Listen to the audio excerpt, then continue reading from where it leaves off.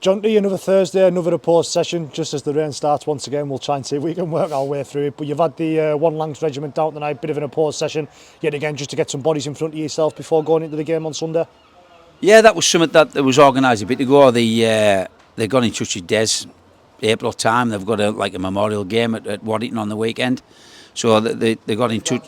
They got in touch with Des to see if we'd go against them, and yeah, it served a purpose, mate. It always does, doesn't it? Getting some fresh bodies in front of you.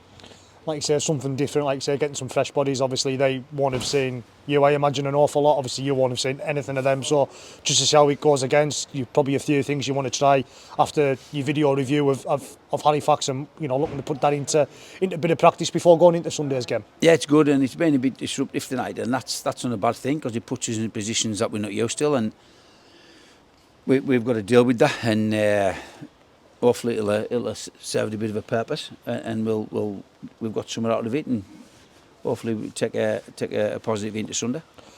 Look back at Sunday now, you've had obviously a few days to review. Obviously there was that sort of 15-20 minutes around about the first half where I know you'd have been disappointed with, but either side of that, your side played some good rugby and were very good for the 2 points. The day we were in command at 8-0, weren't we?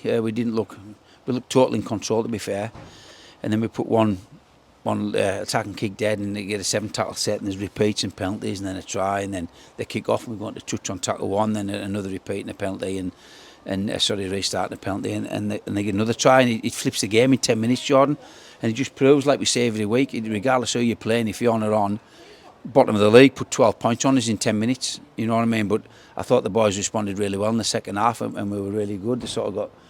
They got back to where they needed to be, and we went 30 points unanswered. And again, in a championship, that's good against anybody. I was about to mention there, 30 unanswered points. Must be happy with that, but still haven't got that full performance you'd have been looking for. Whether it's, like you say, it's such a fine margins in the championship. Something small as kicking dead can eventually end up costing you 12 points. Of course you can, and you just look at the state of origin on Wednesday there.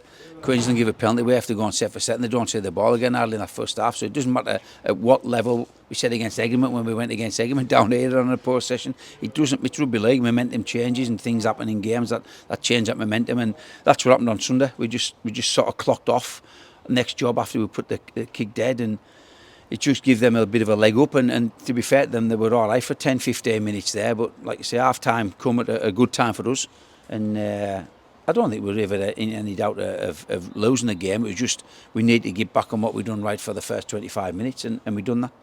Looking forward to Sunday now. Obviously the trip to take on Halifax, obviously slightly different surroundings for both clubs. Being played at Wakefield, our first visit to Wakefield, and I suppose a little bit of a trial before you go then again later on in the season. But obviously met Liam Finn's side already this season back in the Challenge Cup. Obviously vastly different side since then with its injuries or low knees or such things like that. A lot of rugby's been played since then, but they put a good performance in against your side that afternoon, and they'll be looking to do the same again this Sunday. Yeah, they're a good side, and it's hard to believe that they're still where they're at in the league, but we've got to try and take these opportunities and go against teams that aren't in the best of form, even though they had a win against Barron, and they did put a good show up against Wakefield for parts of that game. So Wakefield's a tough side. The Halifax have scored more points against Wakefield than anybody has this season, so yeah, it'll be a tough ask. They'll look at us as everybody does, as getting back on the horse, but we've had a look at them on video, and there's areas where we need to get at, but we've got to do the right thing for that to be able to happen.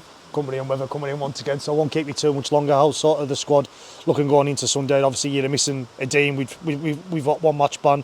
How's the rest of the squad looking? Yeah, obviously we've lost Eddie and for the game ban, but luckily Mezo's back fit. It wasn't as bad as what we thought with his hamstring, and Mezo's back in, so we've got the same 17, just the Mezo-Gebby swap. And some good news that Connor's been in for his operation earlier today, this morning.